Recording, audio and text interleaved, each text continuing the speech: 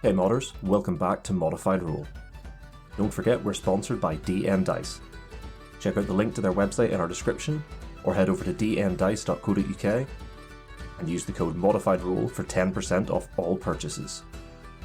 Hey guys, just a quick heads up. Unfortunately, both Deadly and my audio was a bit skew with this episode. Deadly was recording in a different place than normal, and I recently rearranged my office and didn't realise with the repositioning of my mic that you could pick up literally every click and movement of my pen.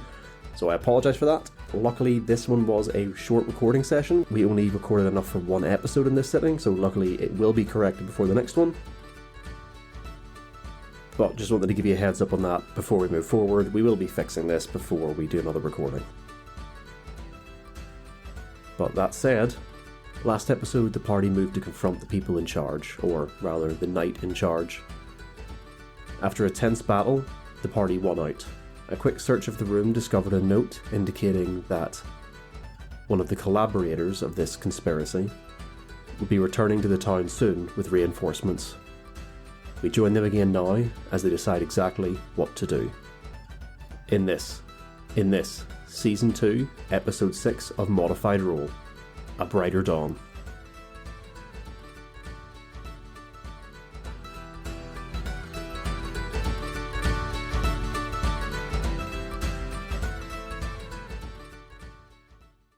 You all stand in the Great Hall. The knight of the town lies dead at your feet. His guards lie next to him. You have discovered the secreted alcove hidden behind his dais, inside which you had found some notebooks which you found indecipherable currently, although you suspect with a bit of time reading over them you may be able to discover what they say. But more worryingly, you've just discovered a letter on the top of this pile, which indicates that the sorcerer who was working with this knight is returning to the town. You don't know when this letter was written, you just know that it references his return in a couple of days with 30 men. You suspect these are going to be soldiers under a similar level of control to the ones that you've encountered so far. You've just gone over the letter together. You know there are still people upstairs in the shackles that you were unable to open. You know there are at least several rooms in the building that you haven't been through yet to figure out what's in them. And you suspect, having destroyed the gemstone in this room, that there's probably some sort of change in the town itself. In fact, all of you can make me a perception check to start the session off. That's not good. 8. Ooh, 19. Say 24 for Sinclair. Damn. That is a 2 for Cecil. that was a natural 1 plus 1. To be fair, I think Cecil has a lot of other things on his mind right now, Yeah. like his mortality. Anyone who rolled above a 10, you immediately begin to notice that the oppressive nature of the town itself seems to be lifting. As you stand in the silence in this hall, you feel the oppressiveness, the cloying nature that had been hanging over you since you entered begins to dissipate. And on the periphery of your hearing, outside of the keep, you hear shouts and cries of confusion. What would you guys like to do? Well, I feel like we're definitely in the right place because everything feels a lot more bearable. Does anybody else feel that way? It seems the weight that was on us is gone. It's strange. I didn't notice, but now that you say, it does feel better. Cecil's still got his hand on his chest, just taking deep breaths, still Ooh. with that 1,000-mile stare. Ooh, I was dead a second ago. well, we've made a mess, guys. I think we probably should do something about it. And pretty fast, because I can hear people making a lot of noise outside. Yes, I agree. Didn't we send people outside? I feel like we sent people outside. Yes, we sent people outside Twilight because it's probably a lot safer than in here. I know, but what are they doing now? hopefully telling everyone how great we are for saving them. But one can only hope. That's good. Yeah, that's true. They could be boosting our street cred. This is good. I certainly hope they're doing that, because let's not sugarcoat it. We walked into this place and killed the highest authority in it. Yes, we did.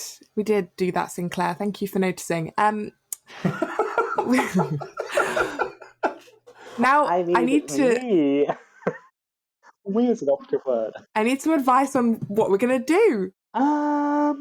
Twilight, I feel like out of all of us, you'd know what to do with a dead body.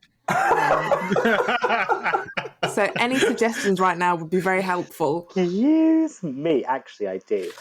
Maybe we should... I'm not taking any teeth. I know that freaked you guys out. No other body parts? Checking? Yeah? No? No. Does that letter have any signature on it? Or any kind of markings on it at all? It's just signed your benefactor. There's no sort of sigil or any other marking on it. Well, we need to keep that letter to try and... Yeah, put it somewhere safe.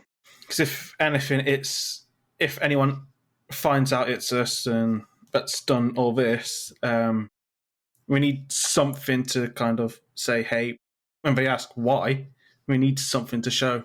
Yes, I agree. We do need to keep that as proof. True. I mean, besides the bodies in the attic might also help. Do we think they're going to be happy we killed this guy, or should we burn the body and run? Ooh. I think what we need to do is show them the horrors that have been committed here. It's the only way to convince them what we've done is right. I agree, but I don't know how we're going to convince them that how do we show them that what we did was what was the right thing? That group you let out, are they still outside? Yeah, let's go look. Let's poke our head out, see if we can... Because they could, again, they can give their first-hand experiences of what happened. Yeah, and we also have the two other people that I couldn't get out in time. Yeah. They also may vouch for us, but I don't remember what state they're in. So they may need some medical attention. It was all a lot of things just happened and it was all very overwhelming. So maybe we could go and investigate a bit more. But yeah, I agree. We should probably... I feel like we're not going to be alone here for much longer. Yeah, No. So which direction are you guys heading?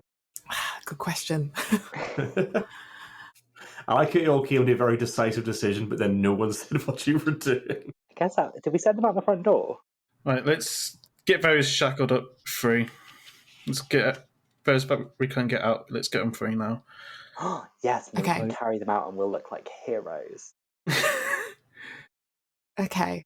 So I think we're going to head back to the room that we were in. Before we head up, Sinclair's going to search the knight's body for the keys, because that's one of the reasons that triggered him off in the last session. Thank Christ. Yes. I'm not going to make you roll. They're on his belt. You find a set of keys. Fantastic. That was smart. Right. Okay. So you guys head back upstairs. Sinclair has the keys. Are you heading directly back to the room with the people shackled in it, or are you guys splitting off and going? Because as a reminder, there were two other rooms you haven't investigated. Sinclair will head straight to the people in shackles. Yeah. As you approach them, same as previously, they're completely unresponsive. As you unshackle them, they are a dead weight. You can approach them, try and get their attention. I imagine you're telling them that you're going to free them now, you're going to help them.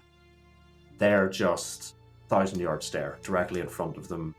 There doesn't appear to be anything going on there. It's almost like the person they were isn't there anymore.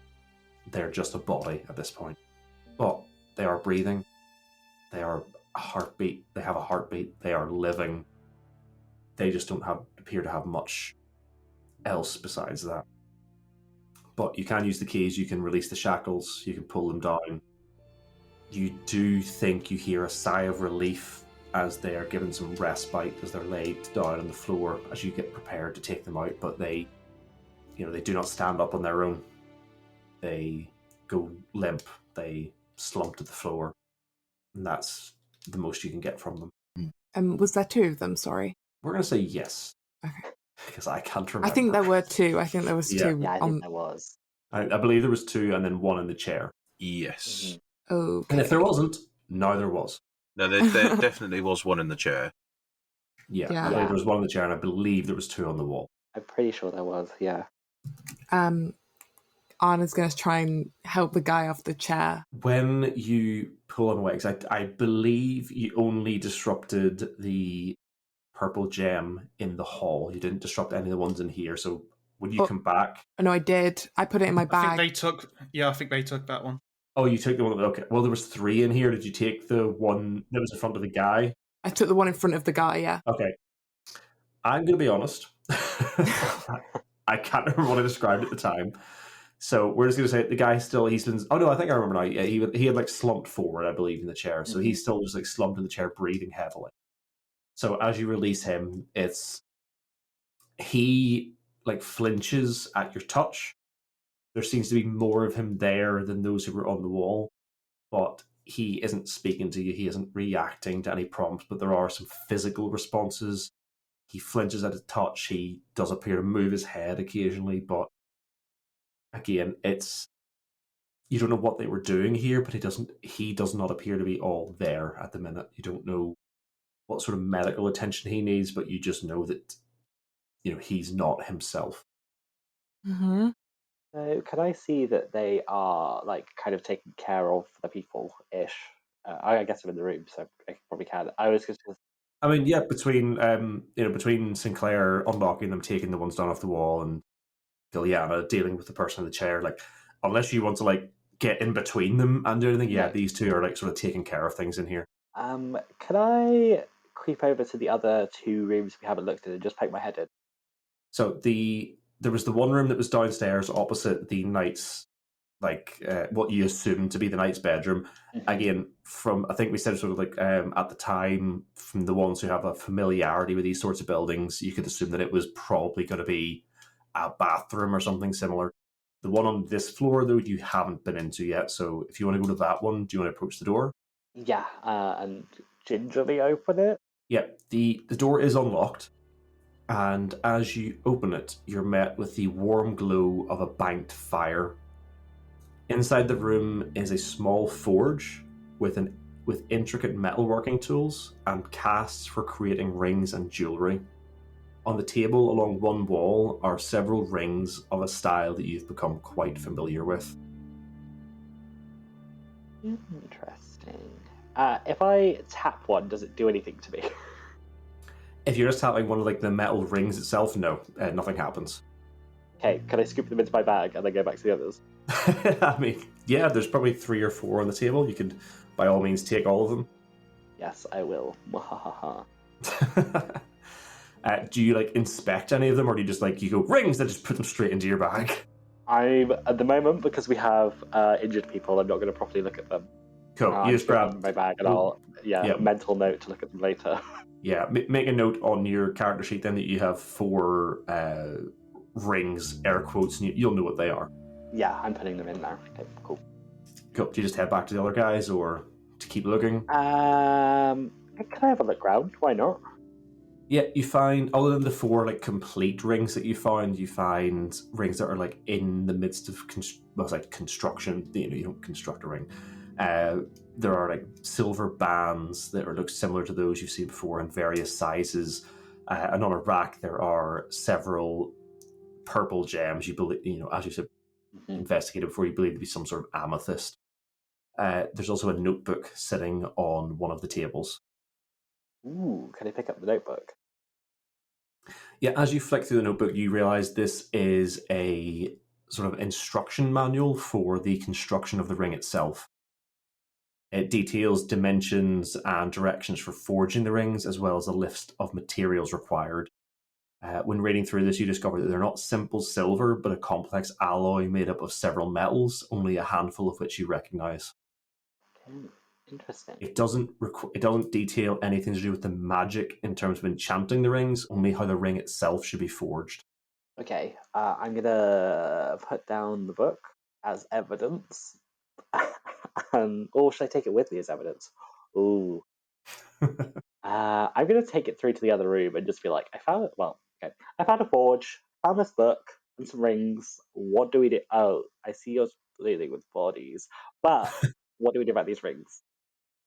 I like how these are living people and you went I was bodies. going to say, first of all, these are human beings, Twilight. Hey.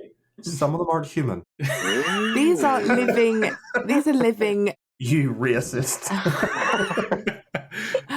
These are living things. Beings is fine. That's the word. Beings, Twilight. They're not dead yet. Yet. But they might be when one we're day. through with them.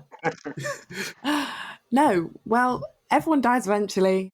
But not today, sir. She covers his ears. Sinclair is just going to sort of face palm slightly in the corner of the room. But what rings, Twilight? They're in my bag at the moment. They look like the ones that they were wearing, but I didn't want to look too close at them in case we saw like visions or something. So I thought we'd look at them later. But I also found this book of how to make the rings, but not the magic, just like the ring itself. So I don't know if we want to present that to the town as like evidence, or I don't know. Yeah, keep that. That could come in handy. You never know, if this goes badly, maybe we can all share it and make rings for people in prison. Let's start a jewelry line. Oh my gosh. I can make a tooth ring. Ooh. Do you know what? That's the perfect one. Just ooh. Maybe not tooth ring, but we'll work on that. Keep brainstorming. Anybody know what should we do with these people? We need to get them out. Maybe are we going out, or are we? I think that these people have deserved to see the sun. They've been in this darkness for too long. Yeah, we should probably try and help them out of this place. I'll take one of these fellows from the wall. Cazizal, would you mind taking another? Yeah, I'll take another. Gillian, are you okay helping the fellow from the chair downstairs? We can do it together. Yeah, maybe? that might be good. I don't want to drop this poor guy. Mm-hmm. I'll take the feet. I'll take the head. I'll take the bit with the teeth in. I don't want to drop a head. I think with yeah, with the teeth in. I'm just gonna. You know what? Forget I'm saying anything. Just let's take them down. Let's go. Gilliana's holding the guy under his armpits. And she's saying to Twilight, okay, right, left, right, left. Wait, should I? Yeah, I get it. To me, to you. Should I go backwards, or do you want to go backwards? I'll go backwards. I don't think that you should go backwards. Going backwards would be a good idea. And then they're going to shuffle around in a circle so that Gilliana's going backwards with the man. Fucking goddamn it! I'll take the bit with the teeth in it. Oh, wow! Great! Not some kind of tooth fetishes, guys. She's got a tooth fairy. That is Twilight's Halloween costume. She's the other kind of fairy. The bone fairy. But we've started with the teeth and the fingernails. We don't want to take feet and heads now. Where did this fingernail thing come from? Excuse me, everyone. It's just been teeth so far. I only threatened. Like that's any better. I feel like the nails are a natural progression. Everyone's assuming now. Listen, I wouldn't say no to a finger bone. You know what happens when you make assumptions? Wow. Okay, fine. Stuck with the feet. Although a toe could be cute on a necklace. Okay, let's go. Let's get out of here. Don't say this while you've got the man's feet in your hands, Twilight. I really hope they're not listening to this because I have his. She's holding his ears. He can't hear anything. yeah, but we've got the other two as well. They're not lucid. His teeth would make a good. His toes make a good necklace. Christ on a bike. Speed running Twilight becoming a necromancer. The multi-classing. Oh, Christ. Oh, we the bad guys? Yeah. All these skulls we're wearing, are we the bad? All these toe necklaces, are we the bad guys? Oh, right. I'm not gonna make you roll. You make it downstairs. You carry the people out. Okay. Do you guys go the same way out that you came in through the dining room and kitchen, or do you go out to the front door? I think it would be better for us to possibly go out the back. I don't know what you guys think. I mean, it depends if we want to make like an entrance or. I feel like either way isn't going to end well, so it doesn't matter. I think. Did we send the people out the front door? Should we? No, we them? didn't. We sent them out the back door. Mm-hmm. So I think maybe we should go that way. Yeah, follow that. Make sure they're okay outside if they're still out there, in case they're waiting for us, or Oh my god! I swear to God, if we go out to a field of corpses, I'm done. What kind of DMs do you take with making notes here, field of corpses? That'll be a lot of teeth to collect. My line is starting now. We've been through this. While people have had a word. Listen. Anyway, yeah, I think we should probably go out the backside and see if they're still there or not. I like that you giggled at that because I was going I did to. as well. To the backside. Go out the backside. I didn't. I think I should get an award for that. Kazusil is an ass man. Hey, aren't we all? Oh no. Breast or thighs? I'm more of an ass man myself, sir. This is a KFC. So, are you guys in agreement that you're going out through the kitchen door? Yes.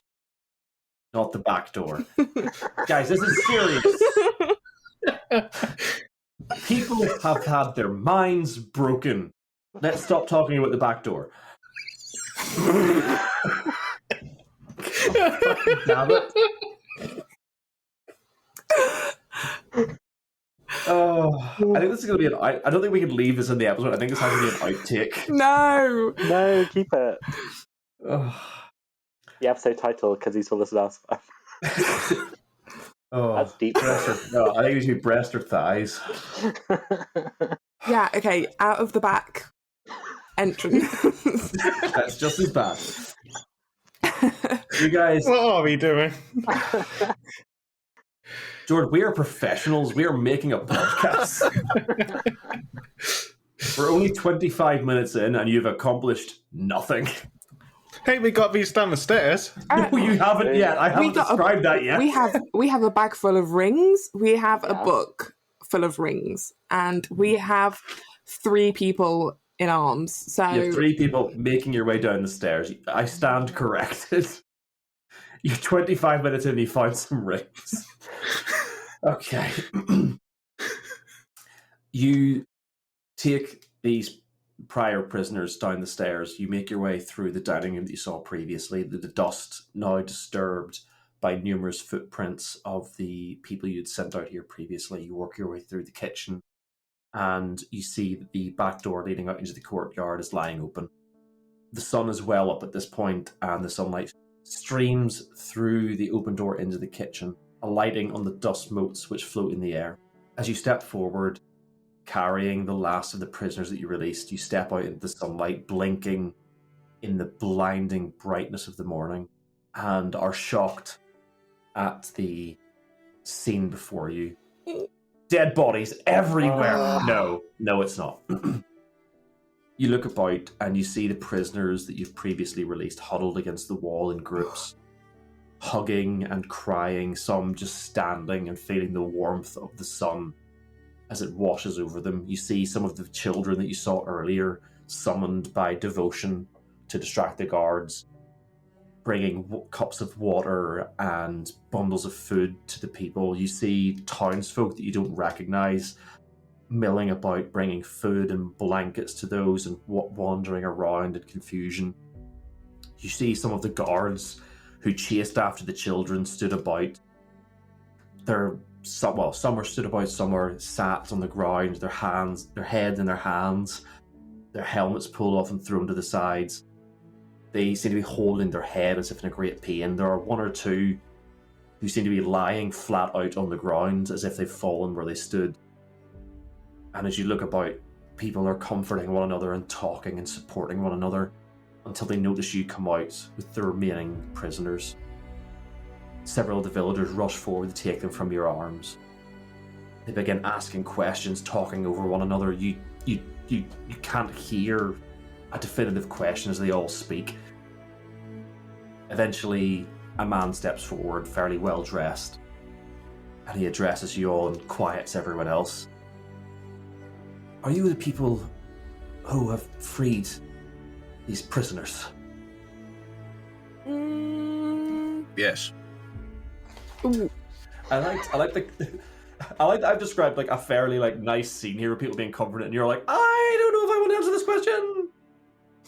Yes, these people were suffering, and we helped them in any way we could. The man stood before you is you can tell at a glance is a half elf, slightly pointed ears, lithe build, and he nods sadly, but then looks to each of you in turn and smiles and says, "Thank you for rescuing them. My name is Malkyl. For those writing that down, that's Malkyl, Malkyl. I'm the closest thing this town has to a mayor. Obviously, the knight of the keep ran the town previously. I sort of represented the business needs of the town. We don't know what you've done, but we can feel that something has changed. We could never put it into words, but something was wrong in this town, and it is gone. We saw the guards and the watchmen. Some of them, and he sort of looks around. He looks directly at the ones who've fallen down. And is like, we don't know what has happened, but some of them have been struck by a malady. Others, and he looks to the ones who are still conscious but clutching at their heads, are confused and lost, and they don't know what's happening. The rest of us, we feel in a weight lift from our souls and our minds, and you can see there are like tears building in his eyes. He said, we realize we haven't felt this way in what feels like a lifetime. What happened in the keep? Unimaginable horrors, sir. The knight of your land was using these people in vile, vile experiments, turning your town's guard into slaves, mindless slaves, controlled by these rings connected to a throne. I think some of it, sir, we may just have to show you. He nods slowly and says, I believe what you say, but for now, and he looks to the people you have rescued, I believe that these people need comfort and care more than we need an explanation. We can see that they have been through much, and he looks to the guards who are either lying on the ground or struggling and says, we believe what you say. We can trust you in this.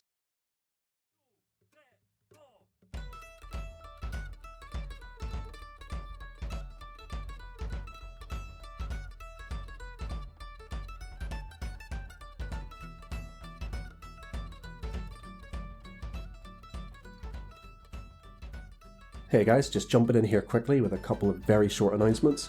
First of all, we announced the winners of our Season 2 launch competitions. So congratulations to Amber and Taffy the Trash, who won the Chaos Gold Dragon and Shepherd's Tempest dice. I've already reached out to you individually, but your dice should be on the way soon. So congratulations to both of you. But cannot go without saying to thank you for everyone who got involved, and especially thank you guys for the wonderful reviews we got. They really do mean a lot to us, and we've read all of them, and it's just fantastic to see people who have been listening to the show and have been kind enough to reach out and tell us how much they've been liking it. And finally, cannot go without saying a massive thank you to our new Patreon subscribers, one of whom was one of the competition winners, Amber, and as well to Patrick. Thank you guys for supporting the show. It really means the world to us, and with your help we're going to be able to improve even further. But that's it for the mid-roll. We'll let you get back to the action.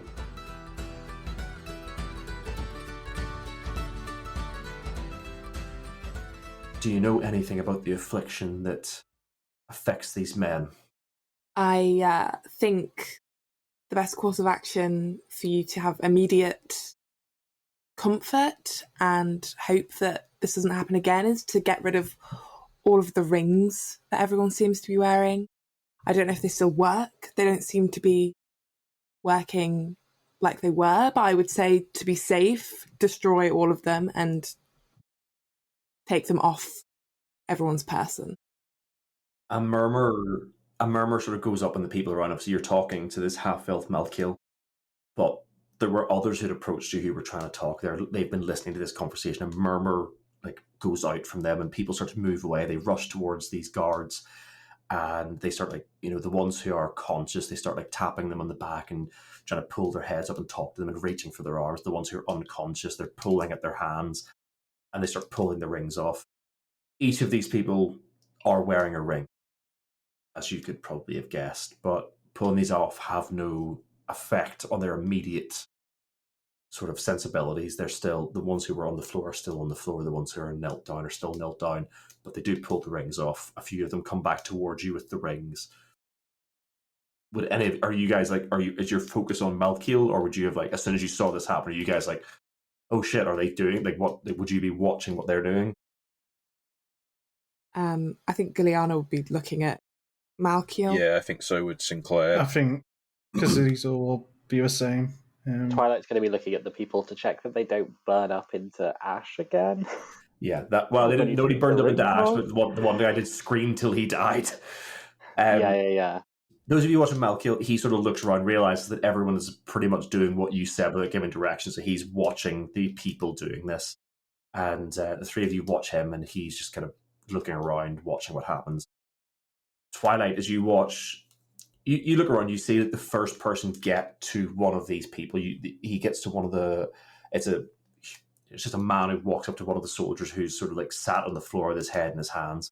You see him tap him on the shoulder. The guy sort of tries to shrug him off and push him away, and he grips him by the shoulder, pulls his hand out. The guy doesn't look happy at this. He tries to pull his hand back, but he's struggling with himself at the minute. There's no real fight in him. And the man pulls the ring off his finger, and nothing really happens. The man sort of, as the ring comes off, the man who pulled it off, he's done what you guys told him to do, so he releases him. The man pulls his hand back in and just sort of grips his head and kneels forward with his head in his hands and just looks miserable. The man comes back over with the ring, and Twilight, you see when he gets close that he's not handing it over to each of you, but he's holding it up so you can see it, and you can quite easily see that the ring is very similar to those you've seen before. Take it. And if you just reach out and take it, then he'd let you. Like, at this point, they're doing what you say. He lets you take the ring, and when you inspect it, you can quite clearly see that it's similar to the rings you've seen before, and that the gem has cracked in it. For reference about the letter, about the sorcerer that's arriving, is it arriving where we are or arriving to a different place? It didn't specify. It just says that the sorcerer is returning in a few days hence. I would say from the way it was written and from where you read it, you can infer that he's coming to this town. The only problem is you don't know when the letter was written. Okay. So I know this is a huge lift up for the town, but I don't know about you guys, but I fear that this might not be over. I don't know if this was the plan or if there's something more to come, but we found a letter that potentially could bring worse to come. And I don't know if you'd like to see it or... Malkiel nods and says, if you have the letter, I'd be eager to read it and figure out what is happening in our town. You guys okay with me handing this over? Yeah. Yeah.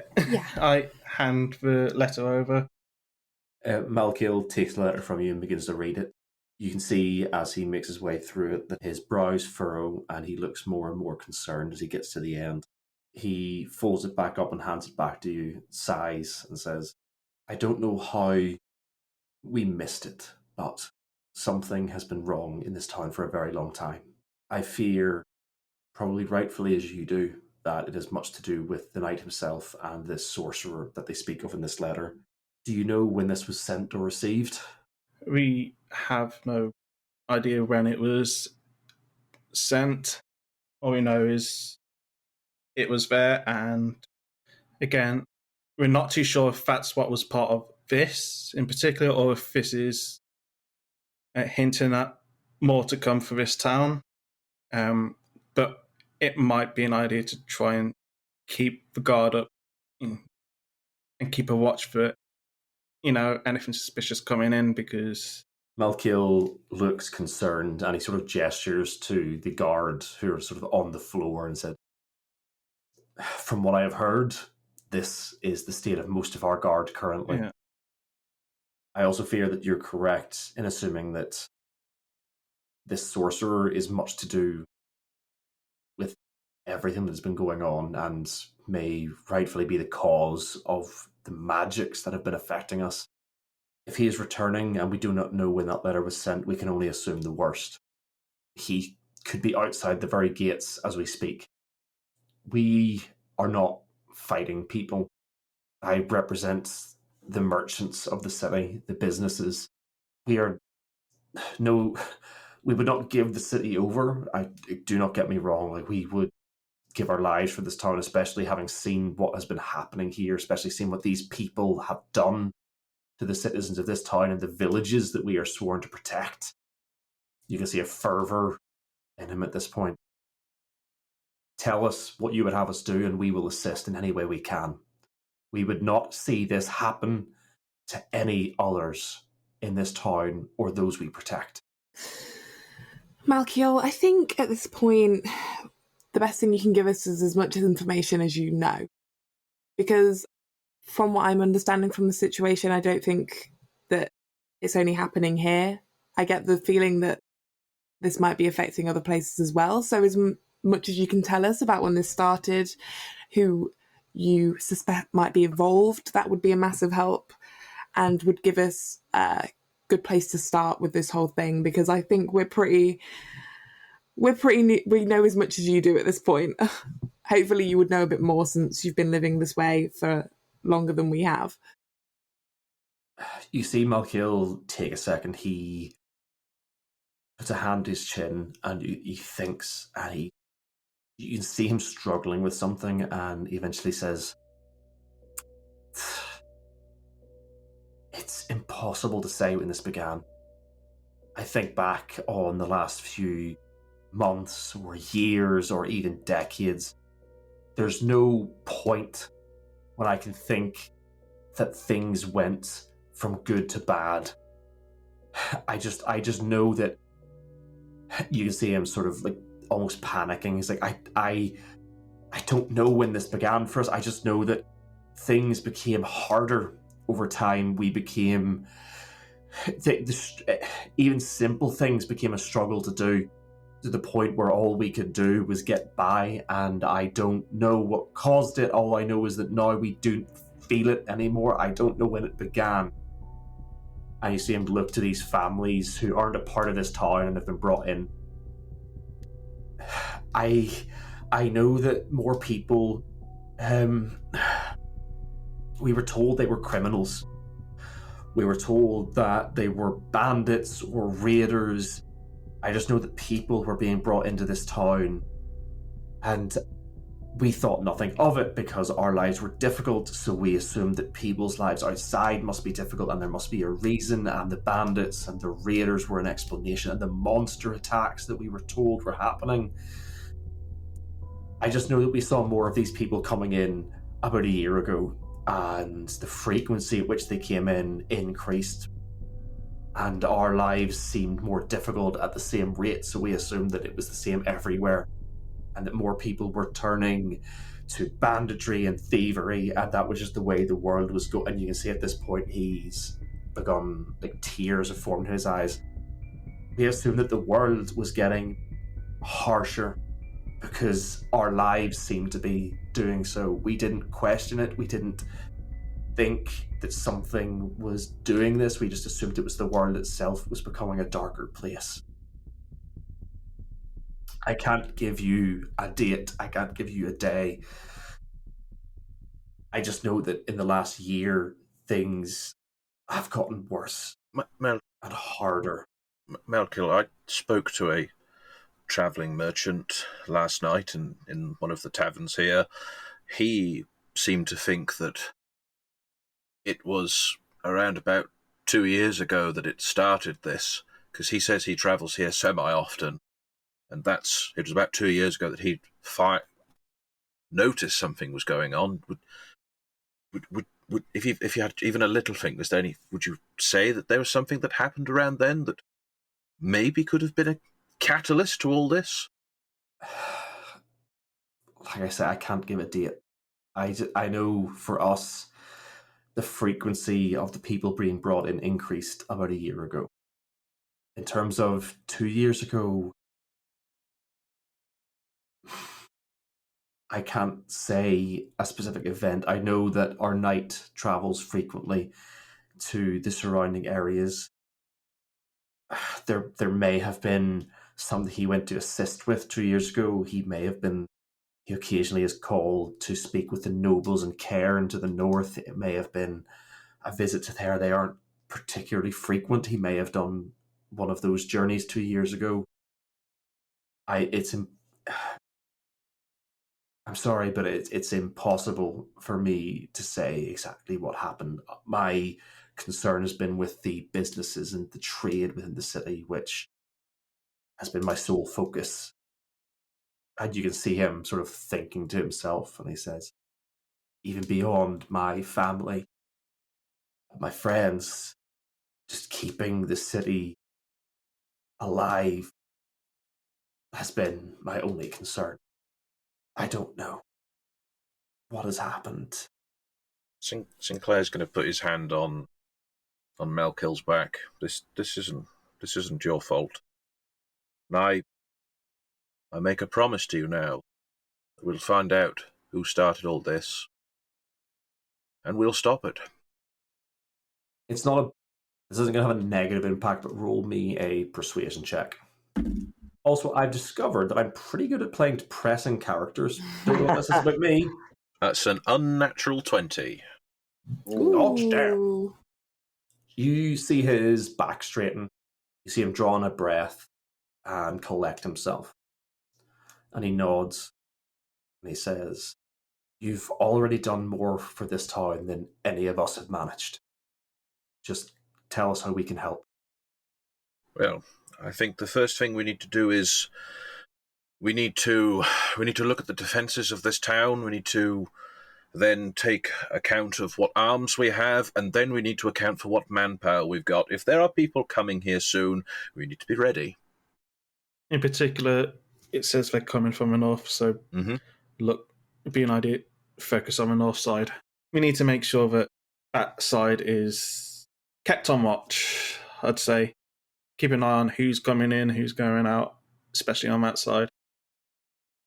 I agree. I also think that it's very important that we get medical attention to all the people that need it. Absolutely. Obviously, your people are in a bad way, and we need to get everyone as healthy as possible, because the more manpower, the better in this situation, because we don't really know what we're dealing with. As you say that, you hear a voice from about waist level behind you. Don't you worry, I've already got my lads tending to these people. And you turn around and Devotion O'Hare is behind you. We're doing what we can to help with the medical needs. And she looks at Malkiel. Any medicines you can spare to help, pass them to my kids and we'll get them distributed. And Malkiel looks down and sort of like raises an eyebrow. Devotion, I believe, yes. Aye. Very well. I can see that you have some sort of rapport with our saviors, if they can vouch for you. And Malkiel looks to the rest of you. She certainly helped us earlier. Yes, I'll vouch for her. He nods and he sort of like gestures to somebody who's been stood on the periphery. Any medical supplies we can spare, bring them to Devotion here and ensure that she's able to distribute them to those who need them.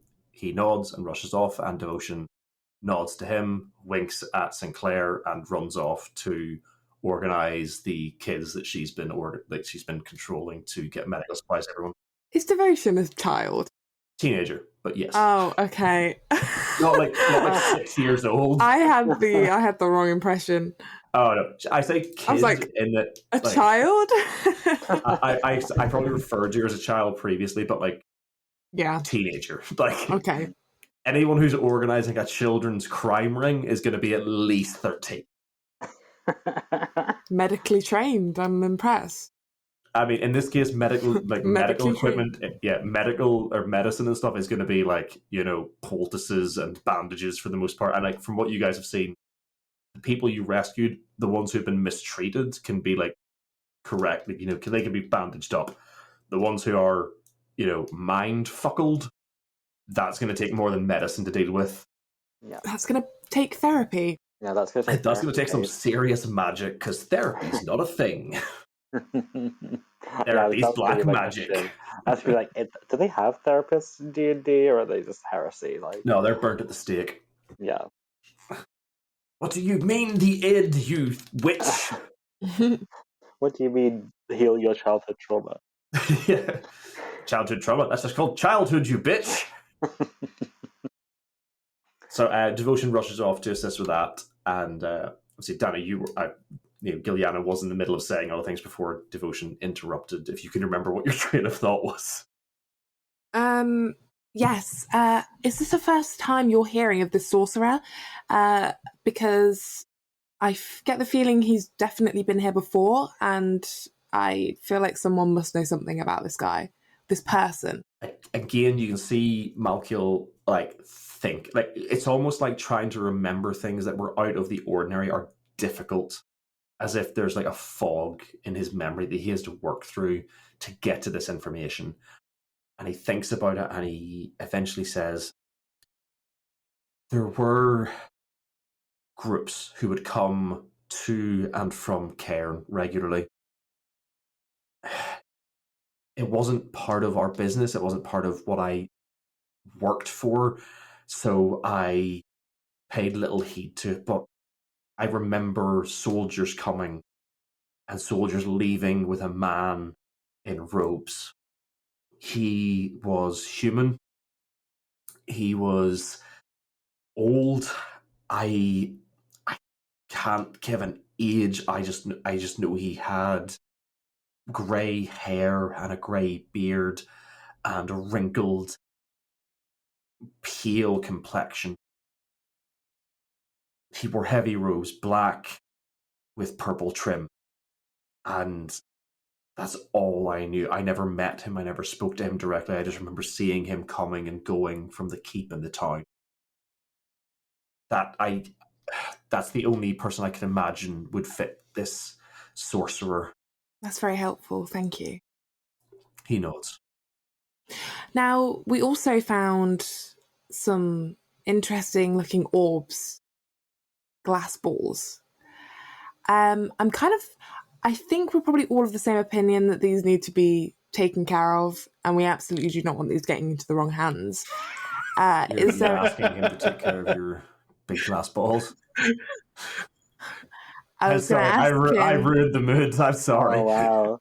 I was going to ask him if there was a safe place to stash my big glass balls. I'd love to handle your big glass balls, he says. No. You say would we not be better destroying them? Ooh, yeah. Maybe someone who's in a little bit better shape than us might want to do that. They're dangerous. Maybe destroying them in a safe, contained place would be better. But when you say he sort of thinks for a second, he's like, perhaps we should just put them in a place nobody can access for now. I wouldn't. If they're dangerous and if they're linked to the cause of this, and he gestures to the people the people you just carried out, I would not want to risk anyone else coming close to them. I agree. If you're worried about them, then I can't imagine that anyone here could handle them safely. Especially until we can get someone who is more adept with this kind of magic, who can possibly figure out how best to get rid of these. Until then, it's probably an idea to keep them somewhere where it's out of reach for anyone. Yeah, why would you do something stupid like throw them on the floor and destroy them? That's. I mean, let it be said it was effective. Yeah. He nods. In the meantime, I will make sure that nobody enters this keep other than yourselves. You know what's inside here. We don't want to risk anyone else interfering with this and either coming under a thrall they cannot control or damaging anything that could become evidence in the future. Good. In the meantime, as you guys are talking about mustering some sort of defense, Pete, as you were the one sort of mentioned getting, able-bodied people, could you roll me 2 d20s, please? Of course I can. Ooh, they are both 12s. Damn. So that's going to be 24 plus 10. Okay, cool. As your discussion devolves more into the defense of the town and finding able-bodied people, Malkiel sends out people to discover if there's any able-bodied men or any of the Watcher soldiers who were previously serving capable of standing up and holding a weapon, essentially. After about half an hour or so, the runners come back with a count of 34 able-bodied men ready to defend the town. They set them up facing towards the northern edge of the town, watching for any approaching people. With these guards or watchmen in place, is there anything else you guys would like to do while you wait for the approach of this sorcerer? So Twilight wants to go talk to Malkiel, actually. Yeah, he's most of the people you've rescued, and a fair number of people have stayed within the square outside of the keep, tending to those who have been rescued, or just trying to organize what is happening. So Malkiel is at the center. Like I said, he didn't run the town, but he was like the de facto representative of the businesses in the town. So he has been sort of left at this point to be the spokesperson for the town. But as you've discovered, he's mostly deferring to you guys in terms of what they're going to do.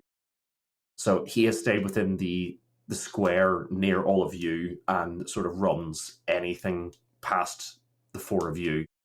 So he's there when he's waiting for any of you to approach him. And when Twilight, when you approach him, he is attentive and he turns to listen. Hello.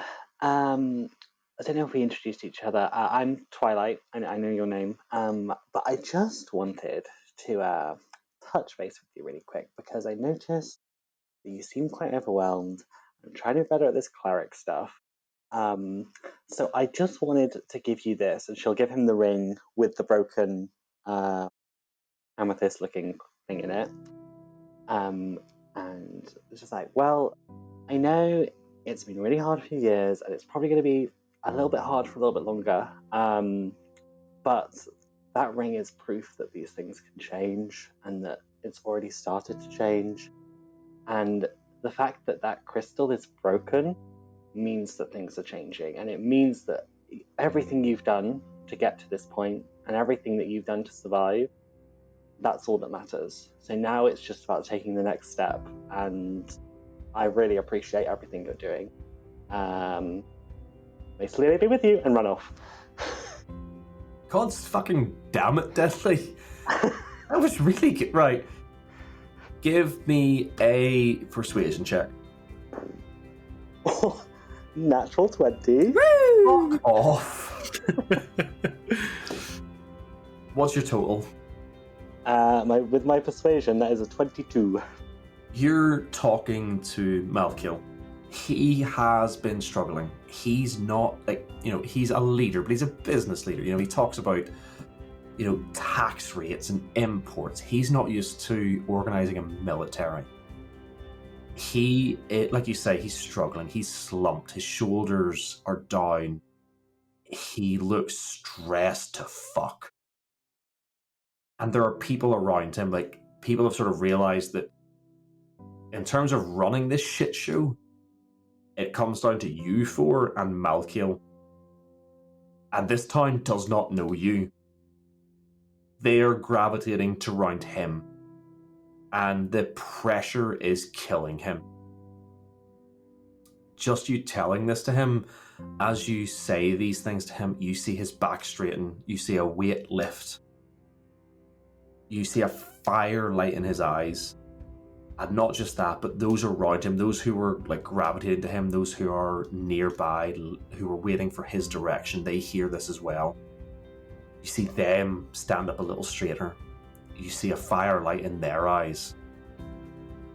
And I'm actually going to boost you from that roll that I gave earlier, as the people nearby who were previously unable to defend the town realize that if they don't do it, they can't leave it to anyone else. You see them look around, they see them head towards some of the weapons that have been collected and pick up their own. They turn, look at Malkill one more time and nod, and they head towards the northern wall as well. I'm going to bump you guys up from the previous defensive level you were at to the next highest one, which, for the record, is now the highest defensive level that I had preset for this encounter. Hey.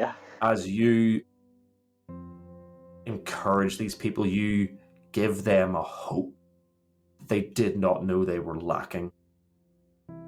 Even those around you who cannot go and defend the town, who are injured or are infirm or are struggling, you still see the spirits around you lift, and as they do, they talk to those next to them, they encourage them.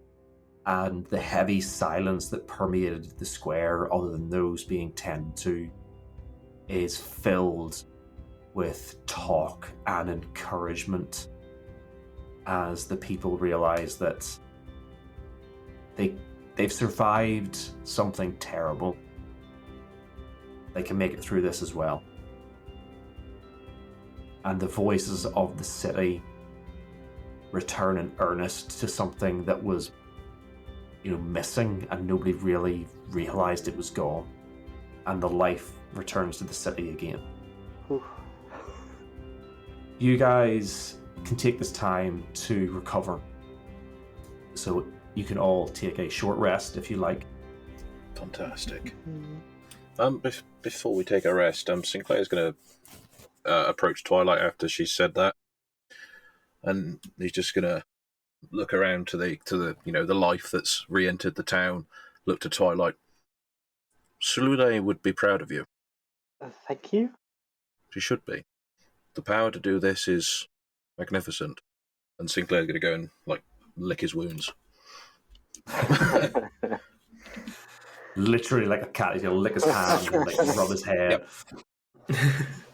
And in this short rest, Kazizal will be taking the time to write in his journal, and he's still sort of barely coping with pretty much almost being killed, and he's seeming a bit more serious than he was before. Yeah. So and let's be honest, he was pretty mysterious to begin with. So. But he's rather he's than not even more quiet. No, it's not quite. But he's before he might have been a bit more in awe of the world, because again, it's his first time being in this part of the world outside where he grew up, and this has kind of been like a shock to him. And he knew it wasn't going to be easy, but like I said, this is a huge shock to him, and he's trying to cope with it. And you've wandered into something terrifying. Yeah. And he's started to come into terms with the fact that it isn't all, like you say, something to be awed by. Some of it is something that can be terrifying as well. What about Giuliana? In this short rest, obviously for a short rest, it's just an hour, you have a time to recover, but what's Giuliana doing in that period of quiet in the town? I think she's going to be, sit. She's going to sit and, have some water. If there's anybody around, just talk to them, see if how they're feeling, if they need anything.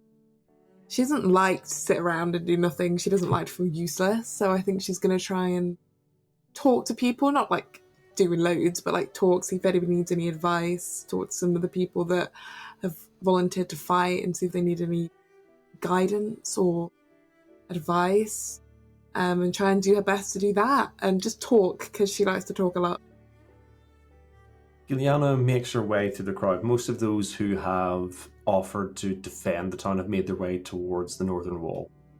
They do occasionally switch out every few hours to allow people to rest, because a lot of the ones who have volunteered are still, physically drained. So there are people switching out, and every so often Giuliana will do a round and talk to the people who've come back, the people on the walls, ask how they're lining up, what they're doing to keep themselves alert. And as you're doing this, you feel someone tugging at the back of your jerkin, and you turn round and you see the little girl who was in the back of the wagon as you headed into the town, or as they were being pulled into the town. She doesn't say anything, but she sort of gestures with her hand for you to lean down. She'll crouch down to eye level with the girl. She throws her arms around your neck and hugs you with the little teddy bear that she had dangling over your shoulder. And she says into your ear, "Thank you for coming for us." And she lets go and runs back to her mother and father, who are leaning against a wall. They pull her in close, and as you follow her running back, they look at you, and you see the mother mouth the words, "Thank you." She's gonna smile and nod her head and keep walking. She's I think she knows what. She's not one to get emotional about that type of thing. She waits till nobody's watching, and then she cries. Yeah, she turns around and she's like, I'm not emotional. I have something in my eye. Yeah, she turns around and she takes a second to compose herself. She's fanning her face a little bit, but really discreetly, so no one can see what she's doing. She pulls up her hood a bit as well, actually, just to make sure that no one can see any tears. And then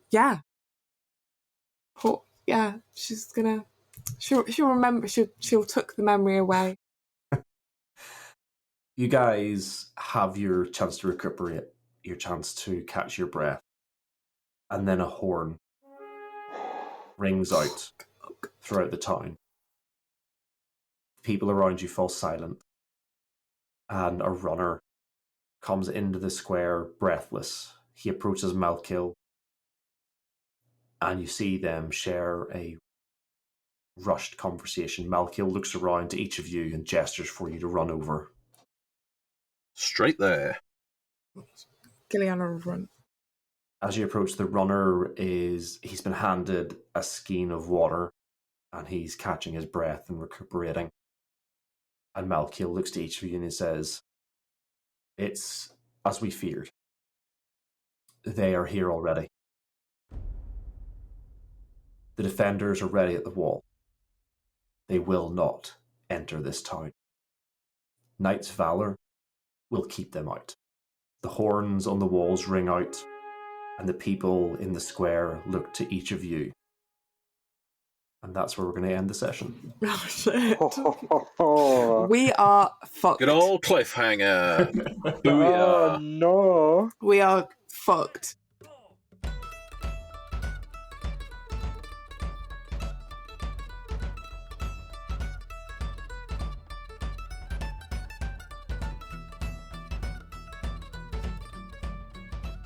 Well, that's it for another episode. Thanks for sticking with us. As usual, I'd like to thank Lixie B and Jeff for the wonderful logo and character art they created for us, the Stormweather Shanty Choir for letting us use their song Drunken Sailor as our theme tune, DN Dice for sponsoring us, and all of our wonderful Patreon supporters who have been helping us out. Our recommended podcast this week is the Lads on Tour podcast. This is another UK-based TTRPG podcast playing a very loose interpretation of Dungeons & Dragons 5e. I say loose interpretation, it follows most of the rules. The only thing is it's set in a modern day, I said modern day, I'm saying a lot of things that aren't true. It's set in a post-apocalyptic modern day where the rapture has begun and many of the world's population have been taken up to heaven or pulled into the depths of hell, and a group of guys out on a stag do are left to try and find the stag after he appears to have been raptured. It's a very fun listen. I've been enjoying it. I'm a couple of episodes in now, and The characters are great. It's just a very enjoyable list. It's very funny. It's a very interesting way to use the D&D 5e mechanics. But yeah, definitely go and check it out. That's the Lads on Tour podcast, and we'll have a link to them in the description. Just a quick note to our Patreon supporters. Obviously, we will have a couple of bits going up following this. Unfortunately, they're going to go up over the weekend, just because I've had a hectic week. But we do have a couple of special things this week. We have, obviously, as normal, with this being a full recording session, we have a session debrief with the team. But we also have going up for free the level up recording. I believe we mentioned at the end of the last episode that the guys did level up. So to keep it out of the actual episode itself and just off on its own little thing, we will have that recording where the guys talk through what they've gained from their level ups on the Patreon for free. Anyone will be able to access it. You don't have to be a Patreon subscriber. Unfortunately, as mentioned, I have been absolutely hectic this week, so I haven't been able to line up a trailer or a promo for the end of this episode. I do apologise for that. We'll try and get another one in for the next episode. But that's it for this week. Thanks for sticking with us, guys, and we'll see you soon.